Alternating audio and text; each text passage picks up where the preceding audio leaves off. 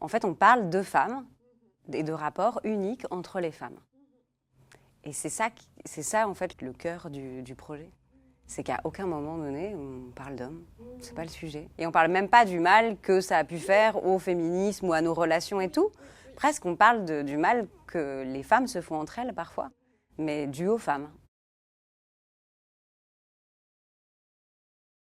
Moi, je crois que je tenais à ce qu'il y ait que des femmes quand on joue le spectacle. En tout cas, les interprètes sont des femmes. Et ma régisseuse générale est une femme. Donc, toutes les femmes qui seront en tournée, en tout cas, toutes les personnes qui voyageront, seront des femmes. Et ça, je crois que c'est quelque chose à laquelle je tenais fort. Je crois qu'il y a cet endroit de parole qui n'existe aussi que quand il n'y a pas d'homme dans une pièce. Et c'est un peu le point de départ de ce projet. C'est comment les femmes parlent entre elles. Et puis, comment la parole se démêle quand on ne se sent pas épié, menacé, en danger.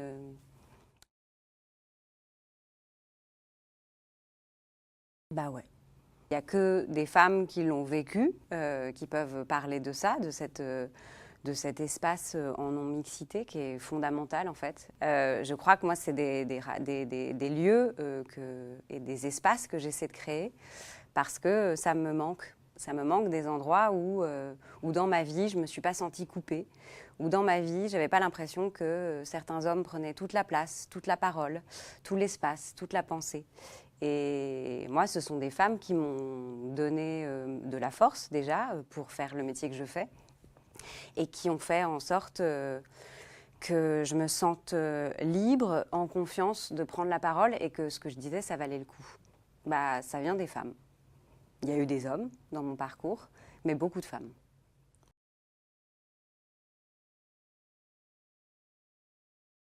Mon projet, c'est de montrer des femmes dans ce que ça a de puissant dans la relation interpersonnelle. Des femmes qui sont traversées par des récits d'amitié féminine. Ça parle de ça, mon projet. Je crois qu'au départ, j'ai interviewé beaucoup de femmes amies à moi, mais des femmes qui pensaient comme moi, ou en tout cas qui étaient assez OK avec une certaine idée de la sororité, ou en tout cas le fait de cultiver un espace d'amitié entre femmes et de parole entre femmes. Et je crois que j'avais besoin d'être ébranlée dans ma représentation du féminin ou de la relation avec les femmes. Et j'ai rencontré beaucoup de femmes pour qui c'était pas du tout une envie d'être avec des femmes.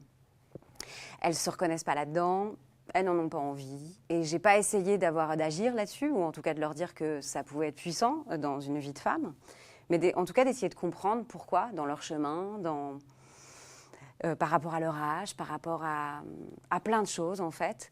J'ai essayé de comprendre ce qu'elles étaient et pourquoi dans leur vie ça n'existait pas. Et aussi de rencontrer d'autres récits de femmes qui avaient été déçues par les femmes, de femmes qui avaient eu mal à cause de femmes et aussi beaucoup de femmes qui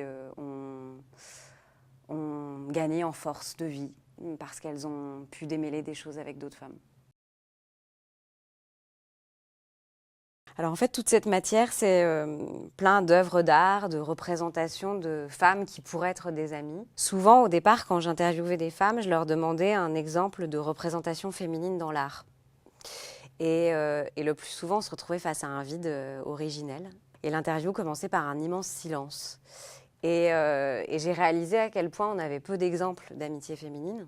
Et ce que je leur demandais, c'est pas grave si ça vient pas maintenant, ici, mais si un jour vous pensez à quelque chose, écrivez-moi, envoyez-moi des choses qui vous font penser au moment qu'on a vécu et à la question que je vous ai posée. Et en fait, depuis 3 ans, je reçois énormément de matière, d'objets, de lettres, de pages d'agenda, de correspondances, d'œuvres d'art. Donc ça, c'est une artiste qui s'appelle Alexandra Sanguinetti. Elles sont sûrement pas amies, mais en tout cas, beaucoup de femmes m'ont envoyé des œuvres d'Alexandra Sanguinetti.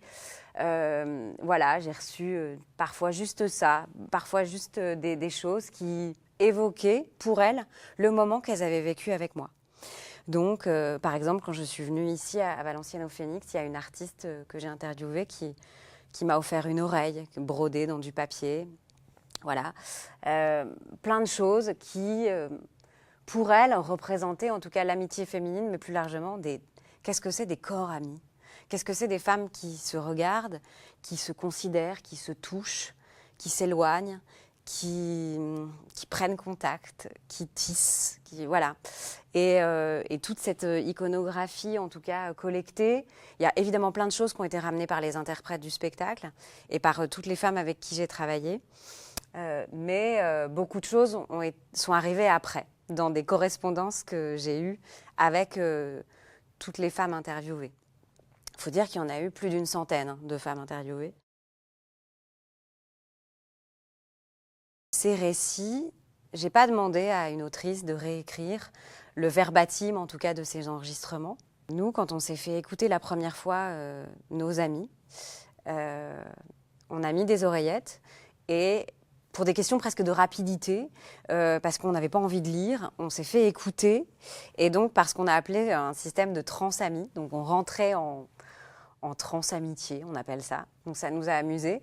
Et en fait, les femmes sont dans les oreilles seront dans les oreilles des interprètes et les interprètes seront traversés par ces récits. En tout cas, nous, ce qui nous a plu d'utiliser ça précisément pour ce projet, c'est que les interprètes sont reliés presque au cœur des femmes interviewées. Et c'est ça qui est trop joli parce qu'elles se mettent à penser autrement, à respirer autrement. Et presque les âges s'impriment sur les corps des interprètes. Sans qu'il y ait énormément d'incarnation. Par un jeu un peu de subtilité, les interprètes sont amenés à faire corps, faire voix avec les voix de ces femmes enregistrées. Et j'ai trouvé ça très émouvant et je crois que c'est le point de départ. En fait, je souhaite une grande porosité entre la salle et ces femmes qui seront en tout cas sur une sorte de mobile, un meuble très frontal, on sera comme dans un confessionnal, reconstitué.